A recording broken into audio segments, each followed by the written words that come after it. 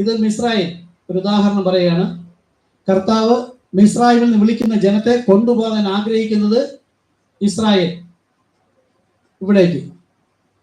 ഇവിടുന്ന് ഈ ജനത്തെ ഇങ്ങനെ വഴി നടത്തി. ഒരു ഉദാഹരണം, 40 ദിവസം കൊണ്ട് എത്താവുന്ന ദൂരം ഉണ്ടായിരിക്കെ കർത്താവിന്റെ വചനം ഉൽപ്പത്തി മുതലേ ഏദൻ തോട്ടത്തിൽ പരിശോധകനെ ആക്കിയതിന് ശേഷമാണ് ആദാമിനെ ഹവ്വയെ അവിടെ ആക്കിയത്. അപ്പോൾ തെറ്റിക്കുന്നവൻ വേണം എന്നും ദൈവത്തിന്റെ ജനം ജയിക്കണമെന്നും ദൈവത്തിന്റെ പദ്ധതി ഉള്ളത് കൊണ്ടാണ് എല്ലാപ്പോഴും മല്ലനായ ഗോലിയാത്തിനെ അല്ലെങ്കിൽ ശത്രുവിനെ നമ്മോടൊപ്പം നമുക്ക് മുൻപായി വെച്ചിരിക്കുന്നത്. അത് ദൈവത്തിന്റെ പദ്ധതിയാണ്. അതിൽ നിന്ന് നാം ജയിക്കണം എന്നതാണ് ദൈവത്തിന്റെ പദ്ധതി. ഒരു മനുഷ്യനും ജയിക്കാൻ കഴിയില്ല. ജയിക്കാൻ കഴിയുന്ന ഏക വ്യക്തി ആരാണ്?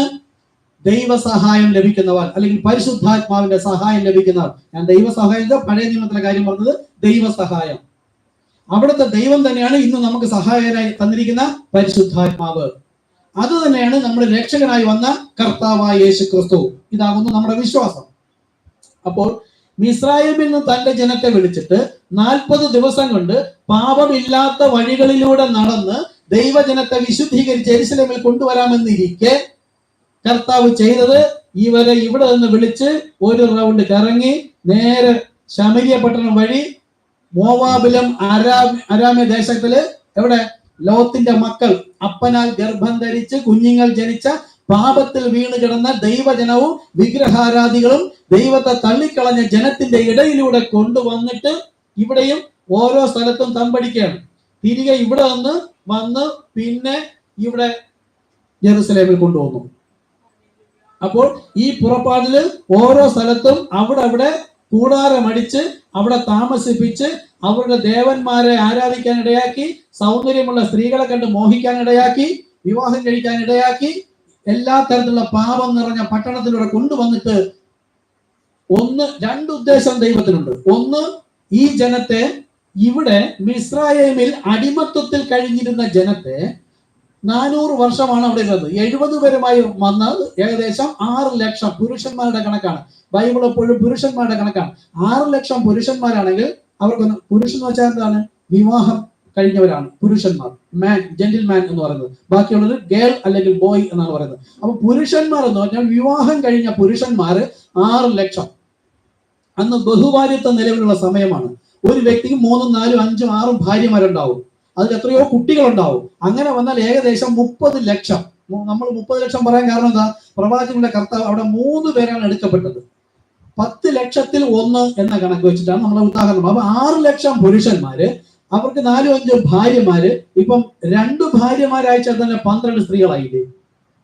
3, 4, 5 അയച്ചു, എത്ര ലക്ഷമായി? പിന്നെ കുട്ടികൾ എത്രയായി? പെൺകുട്ടികൾ എത്രയായി? അങ്ങനെയാണ് ഈ ലക്ഷക്കണക്കിന് ജനത്തെ ദൈവം ഇവിടെ നിന്ന് വിളിച്ച് ഇത്രയും കൊണ്ടുവരാൻ കാരണം, ഇവിടെ അവർ അടിമത്വത്തിലാണ് കഴിഞ്ഞിരുന്നത്. ഇവിടെ സ്വാതന്ത്ര്യത്തിലാണ് വരേണ്ടത്. ക്രിസ്തുവിൽ നമ്മെ സ്വതന്ത്രനാക്കണം. അപ്പൊ നമ്മുടെ കാര്യം ഓർമ്മ പറഞ്ഞു. ഞാൻ മിസ്രയീമിലെ കാര്യം മാത്രമല്ല പറയുന്നത്. ഇത് ദൈവത്തിന്റെ ആടായ നിങ്ങളിൽ കിട്ടേണ്ടതാണ്. ലോകത്ത് സംഘടനാ സഭയിലായിരുന്നപ്പോൾ അവർ നമ്മെ യഹോവ കീറിക്കളയുന്നവരാണ്, പാറപ്പുറത്ത് അടിക്കുന്നവൻ ചുറ്റികയാണ്, അവൻ ആരാധിച്ചില്ലെങ്കിൽ അങ്ങനെ ചെയ്തില്ലെങ്കിൽ ദൈവം കോപിക്കും, ശിക്ഷിക്കും എന്ന് നമ്മളെ അടിമത്വത്തിൽ പഠിപ്പിച്ചിരുന്ന ഒരു കാലം ഉണ്ടായിരുന്നു. ആ ദൈവം അന്ന് അങ്ങനെ ചെയ്തു. ദൈവത്തിന്റെ വചനത്തിന് വിരുദ്ധമായി നിന്നവരെ ദൂതന്മാരെ ഇറക്കിയിട്ട് ഒരു ദിവസം 2 ലക്ഷം പേരെ കൊന്നു കളഞ്ഞ ചരിത്രമുണ്ട്. ദൈവത്തിന്റെ സൈന്യത്തോട് എതിർത്തുന്നവരെ കൊന്നവരുണ്ട്, കുഞ്ഞുങ്ങളെ കൊന്നതുണ്ട്, കഴുത്ത് വെട്ടി കൊന്നതുണ്ട്, എല്ലാം ഉണ്ട്. അത് കണ്ടിട്ട് യഹോവ രക്തദാഹി എന്ന് പറയുന്ന വിശ്വാസികൾ തന്നെ ഇന്നും ഉണ്ട്. ആ ദൈവം ചെയ്ത കർത്താവ് വചനം കൊടുത്തപ്പോൾ, നിങ്ങൾ എന്റെ വചനത്തെ അല്ലെങ്കിൽ കൽപ്പനയിൽ നിലനിൽക്കുന്നുവെങ്കിൽ നിങ്ങൾ എന്റെ ജനവും ഞാൻ നിങ്ങൾക്ക് ദൈവവും. അല്ല, കൽപ്പനയ്ക്ക് പുറത്തു പോയാൽ അവർ ശത്രുക്കളാണ്, അവരെ കൊല്ലണം. അതാണ് അവിടെ സംഭവിച്ചത്. അപ്പോൾ കർത്താവ് ഇവിടുന്ന് ജനത്തെ, ഈ അടിമത്വത്തിൽ കഴിഞ്ഞ ജനത്തെ സ്വതന്ത്രമാക്കി ക്രിസ്തുവിൽ സ്വതന്ത്രരാക്കി കൊണ്ടുവരുമ്പോൾ അവർ പൂർണ്ണമായും തികച്ചും ഒരു ക്രിസ്തുവിൽ സ്വാതന്ത്ര്യം പ്രാപിച്ചവരാകണം. പഴയ ഓർമ്മ പോലും നമ്മിൽ ഉണ്ടാകാൻ പാടില്ല. ഇതാണ് ജലസ്നാനത്തിലൂടെ നമ്മൾ നടക്കുന്നത്. പഴയ പാണ്ഡിത്യം, പഴയത് മുഴുവൻ കഴിഞ്ഞു പോയി, ഇതാ അത് പുതിയതായി തീർന്നിരിക്കുന്നു. പഴയ എല്ലാ പാണ്ഡിത്യവും ഇനി വേണമെങ്കിൽ പഴയ ബൈബിൾ പഠിച്ച നോട്ടുകൾ ഉണ്ടെങ്കിൽ, പുസ്തകങ്ങൾ ഉണ്ടെങ്കിൽ അതൊക്കെ മാറ്റി വെച്ചേക്കുക. അത് വചനമാണ് അവർ പഠിപ്പിച്ചത്. നമ്മൾ വചനമല്ല പഠിപ്പിക്കുന്നത്, നമ്മൾ വചനത്തിന് ഉള്ളിലുള്ള വെളിപ്പാടാണ് പഠിപ്പിക്കുന്നത്. ദൈവം തന്റെ സഭയെ പണിയുന്നത് വെളിപ്പാടില്ല. അവർ വചനം അങ്ങനെ എഴുതിയിരിക്കുന്നു, ഇങ്ങനെ എഴുതിയിരിക്കുന്നു, പിതാവ് പുത്രൻ പരിശുദ്ധാത്മാവ്. ഞാൻ പോയിട്ട് പരിശുദ്ധാത്മാവിലും ഞാൻ പിതാവിനോട് ചോദിച്ച് മറ്റൊരു കാര്യത്തിനായിരിക്കും ഇങ്ങനെയൊക്കെ എഴുതി വെച്ചിരിക്കുന്ന വചനമാണ് അവരന്വേഷിക്കുന്നത്. നമ്മൾ എടുക്കുന്നതോ ഞാൻ പോയി മടങ്ങി വന്ന എല്ലാ നാളും നിങ്ങളോട് കൂടെ ഇരിക്കും. അതായത് ഞാൻ തന്നെ, ഞാൻ ലോക അവസാനത്തോളം നിങ്ങളോട് കൂടെ ഇരിക്കും, ഒരു നാളും ഞാൻ നിങ്ങളെ ഉപേക്ഷിക്കില്ല എന്ന് പറഞ്ഞ വചനം നമ്മൾ എടുക്കുമ്പോൾ അത് വെളിപ്പാടുണ്ടെങ്കിൽ അത് മനസ്സിലാക്കാൻ കഴിയുള്ളൂ. അപ്പോൾ അടിമത്വത്തിൽ കഴിഞ്ഞിരുന്ന ജനത്തെ അടിമത്വത്തിൽ നിന്ന് വിടുവിക്കുവാനും ഇവരെ പരിശോധിക്കലുമായി പാപം നിറഞ്ഞ പട്ടണത്തിലൂടെ കൊണ്ടുവന്ന് 40 വർഷം വഴി നടത്തിയിട്ട് 20 വർഷം, അതായത് ഇവിടെ വന്നതെല്ലാം ഏകദേശം 20 വയസ്സ് പ്രായമുള്ളവരാണ്. 20 വയസ്സ് പ്രായം എന്ന് പറഞ്ഞാൽ ഈ മിസ്രയീമിൽ നിന്ന് പുറപ്പെട്ടതിൽ ഒരു വ്യക്തികളെയും കർത്താവ് എടുത്തിട്ടില്ല, മോശ ഒഴികെ. 20 വയസ്സ് എന്ന് പറഞ്ഞാൽ ഇവിടെ 40 വർഷം അവർ യാത്ര ചെയ്ത് 20 വർഷം കൊണ്ട് ഇവിടെ, ഒരു ഉദാഹരണം, ഇവിടെ എത്തി. ഇവിടെ വന്നതിന് ശേഷം ജനിച്ചവരാണ്. ഇതാണ് 20 വർഷം. ഇത് 20 വർഷം, മൊത്തം 40 വർഷം യാത്ര. അപ്പൊ 20 വർഷം ജനിച്ച അടുത്ത തലമുറയാണ് അതാണ് ഉദ്ദേശിക്കുന്നത്. ഞാൻ ഇങ്ങനെ പറഞ്ഞ് നിങ്ങൾക്ക് പിടികിട്ടണം. അടുത്ത തലമുറ എന്ന് പറഞ്ഞാൽ എന്നിലുള്ള സകല പാപത്തെയും അടിമത്വത്തെയും പഴയ പാണ്ഡിത്യത്തെയും കത്തിച്ച് കളഞ്ഞ ശേഷം പുതിയൊരു മനുഷ്യൻ.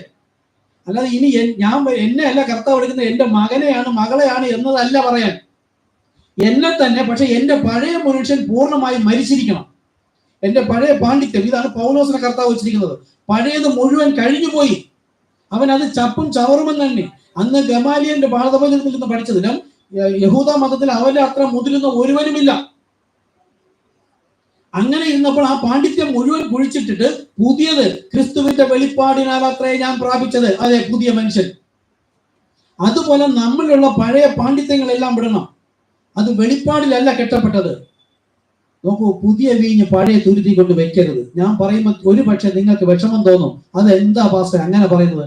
അവർ പുരോഹിതനല്ലേ, പാസ്റ്ററല്ലേ, അവിടെ അത്ഭുത അടയാളം വീര്യപ്രവൃത്തികളില്ലേ, ഇത്രയും ലക്ഷക്കണക്കിന് ജനമില്ലേ എന്നാണ് കാണുന്നെങ്കിൽ നിങ്ങൾ ആ മനുഷ്യരെയാണ് കാണുന്നത്. ദൈവത്തിന്റെ വെളിപ്പാടിനെ കാണാൻ കഴിയുന്നില്ല. വെളിപ്പാട് ലഭിച്ച കൂട്ടരെപ്പോഴും ചെറുതായിരിക്കും, കുറവായിരിക്കും. അവരെ ലോകം, അതായത് സഭകൾ പരിഹസിക്കും, വെടക്കെന്നെണ്ണും. അപ്പോൾ ഈ അടിമത്വത്തിൽ കഴിഞ്ഞിരുന്നവരുടെ കുഞ്ഞുങ്ങളും ഉണ്ടായിരുന്നു ഇങ്ങോട്ട് വന്നത്. അപ്പോൾ ഇവിടെ ജനിച്ച കുഞ്ഞ് ഇവിടെ വന്നപ്പോൾ 20 വയസ്സും ഇവിടെ വരുമ്പോൾ 40 വയസ്സും എന്ന് പറഞ്ഞാൽ ഇവരിൽ ആരെയും എടുത്തിട്ടില്ല. യോശുവയും കാലേബും ഏകദേശം 20 വയസ്സായപ്പോൾ അവർ രണ്ടുപേരും എടുത്തെങ്കിൽ അതിനു മുമ്പായി ഈ അടിമത്വത്തിൽ ജനിച്ചവരെ അവർ ഒരു കാരണവശാലും അവരുടെ ആ പഴയ പാണ്ഡിത്യം വിടാൻ അവർ തയ്യാറായിരുന്നില്ല. അതുകൊണ്ട് അവർ ആരെങ്കിലുമൊക്കെ വിട്ടു കാണുമല്ലോ എന്ന് നമുക്ക് തോന്നാം. എങ്കിൽ ദൈവം അവരുടെ ആ പാണ്ഡിത്യം വിട്ടു കളഞ്ഞില്ല എന്നത് കാണാൻ കഴിയാത്തൊരു ദൈവം എന്ന് വരും. ശരീരങ്ങളെയല്ല കർത്താവ് നോക്കുന്നത്, ഹൃദയങ്ങളെ എത്ര നോക്കുന്നത്.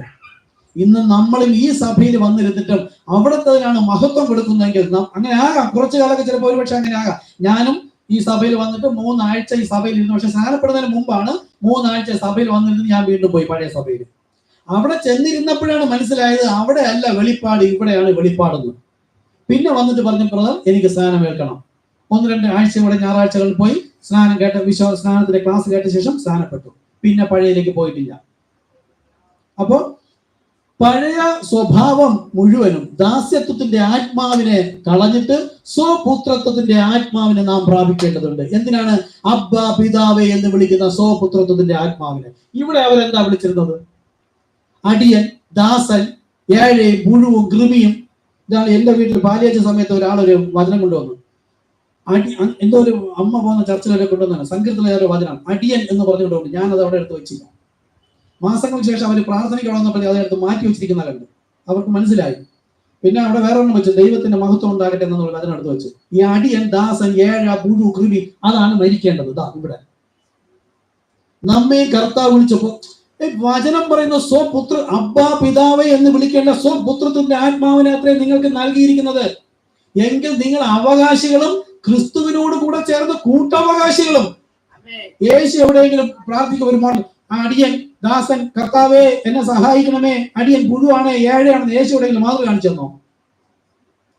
ബൈബിൾ പറയുന്നു അവൻ നമുക്കൊരു മാതൃക വെച്ചേച്ച് പോയിരിക്കുന്നു. യേശു വിളിച്ചത് അബ്ബാ പിതാവേ എന്ന് വിളിക്കാൻ തക്കവണ്ണം. എപ്പോഴാണ് അബ്ബാ പിതാവേ എന്ന് വിളിക്കാൻ പറ്റുന്നത്? ഇപ്പോഴും ഇത് പറയുമ്പോൾ നിങ്ങൾ ലൈവായിട്ട് കാണുന്നവരും കൂടെ പറയാണ്, ഇപ്പോഴും നിങ്ങൾക്ക് ഇത് ഗ്രഹിക്കാൻ പറ്റുന്നില്ലെങ്കിൽ നിങ്ങളുടെ ഉള്ളിൽ ആത്മാവ് ദാസ്യത്വത്തിന്റെ ആത്മാവാണ്. അതിനെ വിട്ടുകളയുക. സ്നാനപ്പെട്ടിരുന്നാലും ശരി തന്നെ, അതിപ്പോൾ വർക്ക് ചെയ്യുന്നെങ്കിൽ അതിനെ പൂർണ്ണമായി വിട്ടുകളയുക. കാര്യം എന്താ? നാം ക്രിസ്തു. ഒരു ഉദാഹരണം എന്റെ മോന്റെ കാര്യം തന്നെ പറയാം. എന്റെ മോൻ ഇപ്പൊ നമ്മൾ ബൈബിളിൽ കഥയുണ്ട്. അവൻ അവിടുന്ന് പുറപ്പെട്ടു പോയപ്പോ അവൻ എന്താ ചിന്തിച്ചത്? അപ്പന്റെ വീടുകൾക്ക് പന്നിക്ക് കൊടുക്കുന്ന ആഹാരങ്ങൾ എനിക്ക് കിട്ടിയെങ്കിൽ. അവൻ അവിടെ ദാസനായിരുന്നു. അവൻ തിരികെ വീട്ടിലേക്ക് മടങ്ങി വരുമ്പോൾ അവനെ എങ്ങനെയാ സ്വീകരിക്കുന്നത്? പിന്നെ പഴയ ദാസത്തിന്റെ ആത്മാവുമായിട്ട് ഇവിടെ നിന്നാൽ ഈ അപ്പൻ യവന് വേണ്ടി കഷ്ടപ്പെട്ടതും കരുതുമെല്ലാം വൃഥാവായി പോകില്ലേ? എന്റെ യേശു കാൽവരി ക്രൂശിൽ എനിക്ക് വേണ്ടി ഇഞ്ചിഞ്ചായി മരിച്ചത്, തല മുതൽ പാദം വരെ ഉഴവ് ചാല് പോലെ കീറി മുറിക്കപ്പെട്ടത് എന്റെ ദാസ്യത്വത്തിന്റെ ആത്മാവിനെ മാറ്റിയിട്ട് സ്വപുത്രന്റെ ആത്മാവിനെ തന്നുകൊണ്ട് അബ്ബാ പിതാവേ എന്ന് വിളിക്കാനാ. യേശു പഠിപ്പിച്ച പ്രാർത്ഥന എന്താ? സ്വർഗസ്ഥനായ ഞങ്ങളുടെ പിതാവേ. അടിയൻ ഏഴയാണ്, പുഴുവാണ്, കൃമിയാണ് എന്ന് പറയാനല്ല. അബ്ബാ പിതാവേ എന്ന് വിളിക്കണമെങ്കിൽ എന്റെ ഉള്ളിൽ അതിനു മുമ്പ് ഒരു ആത്മാവ് വന്നിരിക്കണം. എന്റെ ബുദ്ധിയാണ് വിളിക്കണമെങ്കിൽ എന്റെ ഹൃദയം കൊണ്ട് ഞാൻ എപ്പോഴും ദാസ്യത്വത്തിലാ. അതാ ഗലാത്യർ 4 പറയുന്നത്, അവകാശി സകലത്തിനും യജമാനെങ്കിലും ശിശുവായിരിക്കുന്നിടത്തോളം ദാസനേക്കാൾ ഗതികെട്ടവനാ. ഞാൻ നിങ്ങൾക്ക് വേണ്ടി അധ്വാനിച്ചത് വെറുതെ ആകുന്നു പൗലോസ് പറഞ്ഞു. അതുകൊണ്ട് ഗലാത്യർ 5 പറഞ്ഞു, ഇങ്ങനെ തെറ്റായി പഠിപ്പിക്കുന്നവരെ അംഗച്ഛേദം ചെയ്തെങ്കിൽ കൊള്ളാമായിരുന്നു. യേശു ക്രിസ്തു ക്രൂശിക്കപ്പെട്ടവനായി നിങ്ങളുടെ മുമ്പിൽ വരച്ച് കാണിച്ചിരിക്കെ നിങ്ങളെ ക്ഷുദ്രം ചെയ്ത് മയക്കിയത് ആർ? അപ്പോൾ ഈ ദാസത്വത്തിന്റെ ആത്മാവിന് നമ്മളിൽ മാറണം. മിസ്രയീം ജനത്തെ നോക്കിക്കൊണ്ടിരിക്കരുത്. ഇത് മാറുവാനായും പാപത്തിന്റെ വഴിയിൽ നാം കൊണ്ടുവന്ന് ഏൽപ്പിച്ചിട്ട് നമ്മൾ അതിൽ വീണു പോകുന്നു എന്ന് കർത്താവ് പരിശോധിക്കും. ആ പാപത്തിൽ വീണുപോയെങ്കിൽ അവിടെ ലഭിക്കുന്ന മാർക്ക് ഇൻഡു ആണ്. ഇവിടെ പാപത്തിൽ ജയിച്ചുവെങ്കിൽ ലഭിക്കുന്ന മാർക്ക് ടിക്കാണ്. ഇവിടെയാണ് കർത്താവ് യേശു ക്രിസ്തു. ഈ ക്രൂസിലൂടെ കർത്താവ് നമ്മെ ജയിച്ചവനായി കാണും. അങ്ങനെയെങ്കിൽ ഇവിടെ ഇരിക്കുന്നു, ഞാനും ജയിച്ച എന്റെ പിതാവിനോടുകൂടി അവന്റെ സിംഹാസനത്തിൽ ഇരിക്കുന്നത് പോലെ.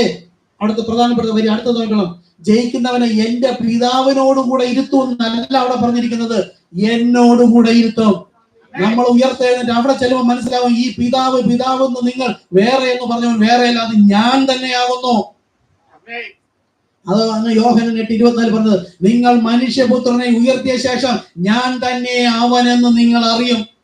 നിങ്ങൾ ഈ അബ്ബാ പിതാവ് എന്ന് പറഞ്ഞ് വിളിക്കുന്ന ഈ പിതാവ് എന്ന് പറയുന്നത് ഈ യേശു ക്രിസ്തു തന്നെ. അതിപ്പോ ഡെയിലി മന്നയിൽ അയച്ചുകൊണ്ടിരിക്കുന്നത്. യെശയ്യാ പ്രവാചകൻ 40:3 എന്ന് പറഞ്ഞ, യഹോവയ്ക്ക് വഴിയൊരുക്കുവിൻ, നിർജ്ജന പ്രദേശത്ത് നമ്മുടെ ദൈവത്തിന് പെരുവഴി ഒരുക്കുവിൻ. ഈ പെരുവഴി ഒരുക്കുവാൻ ഒരു ദൂതനെ അയക്കും. ആ ദൂതൻ ഏലിയാവിന്റെ ആത്മാവോടുകൂടെ വരുന്നവനാണെന്നും അവൻ അപ്പന്മാരുടെ ഹൃദയം മക്കളിലേക്ക് നിരപ്പിക്കുമെന്നും ലൂക്കോസ് 1:17 അത് യോഹന്നാൻ സ്നാപകനാണെന്ന് മനസ്സിലാവുകയും യോഹന്നാൻ സ്നാപകൻ തന്നെയാണെന്ന് പിന്നെ പരിശുദ്ധാത്മാവ് മാർക്കോസിലൂടെയും മത്തായിലൂടെയും അറ്റസ്റ്റ് ചെയ്യുന്നതാണ് പറയുന്നത്. യെശയ്യാ പ്രവാചകൻ മരുഭൂമിയിൽ വിളിച്ചു പറയുന്നതിന്റെ ശബ്ദമാവിതെന്ന് യെശയ്യാ പ്രവാചകൻ പറഞ്ഞവൻ ഇവൻ തന്നെ. മത്തായി 3:3 മാർക്കോസ് 1:1-2 വായിച്ചു നോക്കുക. പരിശുദ്ധാത്മാവ് അവരിലൂടെ പറയാണ്, ആ യെശയ്യാ പ്രവാചകൻ യഹോവയ്ക്ക് വഴിയൊരുക്കുമെന്ന് പറഞ്ഞവൻ ഇവൻ, ഈ യോഹന്നാൻ സ്നാപകൻ ഏലിയാവിന്റെ ആത്മാവുമായി വന്ന ഇവൻ തന്നെ എന്ന് വിളിച്ചു പറയുകയാണ്. ഇനി നാളെ ഇടുന്നതിലുണ്ട്. അവിടെ പറയുന്നത്, അവിടെ യേശു പറഞ്ഞു, യോഹന്നാൻ 11 മത്തായി 11-ാം അധ്യായത്തിൽ യോഹന്നാൻ കാരാഗൃഹത്തിൽ കിടക്കുമ്പോൾ അവൻ ചോദിക്കുകയാണ്, വരുവാനുള്ളവൻ നീ തന്നെയാണോ, അത് ഞങ്ങൾ വേറെ കാത്തിരിക്കണമോ എന്ന്. അവിടെ യേശു തന്നെ അറ്റസ്റ്റ് ചെയ്യാണ്. നിങ്ങൾ എന്ത് കാണുവാൻ പോയി? മാർദ്ദവ വസ്ത്രം ധരിച്ചവനെയോ? അവൻ പ്രവാചകനിലും മികച്ചവൻ തന്നെ. യെശയ്യാ പ്രവാചകൻ വിളിച്ചു പറഞ്ഞ, മരുഭൂമിയിൽ വിളിച്ചു പറയുന്ന വാക്കാവിതെന്ന് പറഞ്ഞവൻ ഇവൻ തന്നെ എന്ന് നിങ്ങൾ കാണുകയും കേൾക്കുകയും ചെയ്യുന്നത് നിങ്ങൾ അവനോട് പോയി പറയുക. അവിടെ കുറച്ച് ഹൈഡ് ചെയ്താണ് കർത്താവ് പറഞ്ഞത്, എല്ലാം പറഞ്ഞില്ല. എന്താണ് അവിടെ കാണുകയും കേൾക്കുകയും ചെയ്തത്? യെശയ്യാ പ്രവാചകൻ 32-ാമത്തെ അധ്യായം 32 അവിടെ പറയുന്നത്, യഹോവ രക്ഷകൻ വരുമ്പോൾ അവൻ എന്ത് ചെയ്യും? കുരുട്ട് കണ്ണുകളെ തുറപ്പാനും ബദ്ധന്മാർക്ക് വിടുതലും കുണ്ടറയിൽ ഇരിക്കുന്നവരെ വിടിവിപ്പാനും ദൈവത്തിന്റെ പ്രസാദ വർഷം പ്രസംഗിപ്പാനും. സങ്കീർത്തനം പറയുന്നു, മുടന്തൻ മാൻപേട പോലെ ചാടും. അപ്പോ വരുവാനിരിക്കുന്നവൻ ഞാൻ തന്നെയാണോ അതോ മറ്റൊരുവനെ അന്വേഷിക്കണമോ എന്ന് ഈ യഹോവയ്ക്ക് മുന്നമേ വന്ന് വഴിയൊരുക്കിയ അവനെ കാരാഗ്രഹത്തിൽ ഇട്ടപ്പോൾ അവൻ വിചാരിച്ചു, യഹോവ രക്ഷകൻ, ഈ വന്ന യേശു എന്നെ രക്ഷിക്കാനാണ് വന്നത്. എന്തായാലും ജയിലിൽ കിടക്കുമ്പോൾ സുവിശേഷ നിമിത്തം പീഡ അനുഭവിക്കുമ്പോൾ രക്ഷിക്കാനാണ് വന്നതെന്ന്. അതല്ല, തന്റെ ജനത്തിന് വേണ്ടി അവന്റെയും കൂടെ ചേർത്ത് തന്റെ ജനത്തിന്റെ പാപത്തിന്റെ വിമോചകനായിരുന്നു. ആ രക്ഷയെ കുറിച്ചാണ് പറഞ്ഞത്. ആ രക്ഷ തന്നെയും യഹോവ വേറെ യേശു വേറെ എന്ന് പറയുന്നത് അല്ല രക്ഷ. ഞാൻ തന്നെ അവൻ എന്ന് നിങ്ങൾ വിശ്വസിക്കാകയാൽ നിങ്ങൾ നിങ്ങളുടെ പാപത്തിൽ മരിച്ചിരിക്കുന്നു. അതാണ് റോമർ 10:9 നമ്മൾ പറയുന്നത്. യേശു തന്നെ കർത്താവെന്ന് പിതാവെന്ന് വിശ്വസിക്കണം. ഇത് രണ്ടെന്ന് പുതിയ നിയമസഭയിലും. ഇത് സുവിശേഷങ്ങൾ എവിടെയായിരുന്നു? പഴയ നിയമത്തിലായിരുന്നു. അതാണ് യേശു പറഞ്ഞത്, അവൻ പതിവ് പോലെ ദേവാലയത്തിൽ പോയി പിതാവ് പുത്രൻ പരിശുദ്ധാത്മാവ് എന്ന് പറയുന്ന സുവിശേഷം അവിടെ ക്രൂശീകരണത്തിന് ശേഷമാണ് എഴുതിയിരിക്കുന്നത്. എന്നാലും അത് രേഖപ്പെടുത്തിയിരുന്നതും യേശു ജീവിച്ചിരുന്ന കാലം പഴയ നിയമമായിരുന്നു.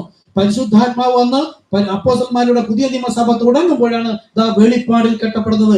ഇവിടെ പിന്നെ കർത്താവ് യേശു ക്രിസ്തു നാമമാണ്. ഇവിടെയാണ് യേശു തന്നെ കർത്താവ് എന്ന് വെച്ചാൽ മുൻപ് പറഞ്ഞ പിതാവ് എന്നത് പറഞ്ഞത് തന്നെയാണ്. ഈ യേശു എന്ന് വിശ്വസിക്കുന്നവർ മാത്രമാണ് പാപത്തിൽ നിന്ന് രക്ഷിക്കപ്പെട്ടവർ. അതാ റോമർ 10:9. അല്ലാതെ ഉള്ളവർ രക്ഷിക്കപ്പെട്ടിട്ടില്ല. അപ്പോൾ ഇവിടെ ഈ പാപത്തിൽ, അടിമത്തത്തിൽ, ദാസത്തിന്റെ ആത്മാവിൽ നാളത്തിൽ പറഞ്ഞത്. അപ്പൊ യേശു പറയുന്നു, നിങ്ങൾ ചെന്ന് പറയാ, മുടന്തൻ പാൻപേട പോലെ ചാടുന്നു, കുരുടൻ കാണുന്നു, ഊമൻ സംസാരിക്കുന്നു, ഊമൻ കേൾക്കുന്നു, ചെറുർ കേൾക്കുന്നു, അപ്പൊ ഊമൻ സംസാരിക്കുന്നു. ഇതെല്ലാം നിങ്ങൾ അവനോട് പോയി പറയാൻ പറഞ്ഞത്. അത് നാളെ ഇടുകയാണ്. നിങ്ങൾ ആരെങ്കിലും ഡെയിലിമെന്റ് ഷെയർ ചെയ്യുന്നുണ്ടോ? ആർക്കറിയാം? നിങ്ങളുടെ ഉള്ളിൽ ദൈവത്തിന്റെ ആത്മാവാണെങ്കിൽ ആരോട് പറയേണ്ട ആവശ്യമില്ല, അതങ്ങനെ അയച്ചുകൊണ്ടേയിരിക്കും. കാര്യം ക്രിസ്തുവിന്റെ ശരീരത്തിന്റെ ഭാഗമായിട്ടുള്ളവർ ചെയ്യുന്ന കാര്യമാണ്. അല്ല എങ്കിൽ അല്ലെന്ന് ദൈവം പറയുന്നു. നിങ്ങൾ കണക്കിട്ട് കൊള്ളുക. നിങ്ങളുടെ ഭാവം മാറിയിട്ട് വിഷം വെച്ചിട്ട് എനിക്ക് കാണുക, കർത്താവ് പറയേണ്ടത് ഞാൻ പറയുന്നതേ ഉള്ളൂ. ഓക്കെ. അപ്പോൾ ഇവിടെയും അടിമത്തത്തിന്റെ, ദാസത്തിന്റെ ആത്മാവായിരുന്നു. അവിടെ കർത്താവ് ഓരോരുത്തരെയും കൊണ്ടുവന്നു. പാപത്തിൽ വീണു പോവുകയാണ്. എന്നാൽ ഒരു പക്ഷേ പാപത്തിൽ നിന്ന് നമ്മുടേതാണെങ്കിൽ പാപത്തിൽ വീണു പോയിരുന്നാലും ഇപ്പോഴും നമുക്ക് കർത്താവിന്റെ രക്തമുണ്ട്. കുഞ്ഞുങ്ങളെ, നിങ്ങൾ പാപം ചെയ്തുവെങ്കിലോ നീതിമാനായ യേശു ക്രിസ്തു കാര്യസ്ഥ നിങ്ങൾക്ക് ദൈവത്തിന്റെ വലതുഭാഗത്തുണ്ട്. പാപം ഏറ്റുപറയുന്നു എങ്കിൽ അപ്പോൾ ഈ ക്രൂശിൽ നിന്ന് വീണ്ടും നമുക്ക് വേണ്ടി രക്തം ഒഴുകിയതുപോലെ നമ്മുടെ പാപപരിഹാരത്തിന് രക്തം ഒഴുകുകയും അത് കർത്താവ് നമുക്കൊരു ടിക്ക് മാർക്ക്, ജയം പ്രാപിച്ചു. അതുകൊണ്ട് പാപം ചെയ്യാനല്ല. അപ്പോൾ ഇവിടെ കൊണ്ടുവന്നിട്ട് ശമരിയപ്പെട്ട മോവാബ് അരാമ്യ ദേശത്തിലൂടെ ശപിക്കപ്പെട്ടവർ എന്റെ ആലയത്തിൽ പോലും കയറ്റില്ലെന്ന് കർത്താവ് പറഞ്ഞിരിക്കുന്നു. നിങ്ങൾ ആ പുസ്തകം വായിച്ചോണം, ആവർത്തന പുസ്തകം വായിച്ചു നോക്കണം. എന്റെ ആലയത്തിൽ പോലും ഞാൻ കയറ്റില്ല മോവാബിൽ, അരാമ്യയിലുള്ളവര്. അങ്ങനെ ശപിക്കപ്പെട്ട ജനമെന്ന് പറഞ്ഞവരുടെ ഇടയിലൂടെ സൗന്ദര്യവതികളായ സ്ത്രീകൾ ഉള്ളിടത്തും കൂടെ ഈ പുരുഷന്മാരെ കൊണ്ടുവന്നിട്ട് അവർ വീണ്ടും വിവാഹം കഴിച്ചു, കുഞ്ഞുങ്ങളും ലഭിച്ചു. നമ്മളും പാപം ചെയ്തിട്ടും ഈ വിശുദ്ധ ജീവിതം ജീവിക്കാതിരുന്നിട്ടും കർത്താവ് എന്റെ പ്രാർത്ഥനയ്ക്ക് മറുപടി തരുന്നില്ലേ, കർത്താവ് എന്റെ പ്രാർത്ഥന കേൾക്കുന്നില്ലേ എന്ന് പറയുന്നത് പോലെയാണ് അവരന്ന് പറഞ്ഞത്. മോശെ, നീ പറഞ്ഞു അന്യ സ്ത്രീകളുമായി വിവാഹം ചെയ്യരുത്, യഹോവയ്ക്ക് വെറുപ്പാകുന്നു.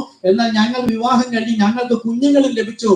കുഞ്ഞുങ്ങൾ യഹോവയുടെ ദാനമെന്ന് പറഞ്ഞിരിക്കുകയല്ലേ, ഞങ്ങൾ വചനവിരുദ്ധമായിട്ടാണ് ജീവിച്ചതെങ്കിൽ ഞങ്ങൾക്ക് യഹോവ കുഞ്ഞിനെ തരുമോ?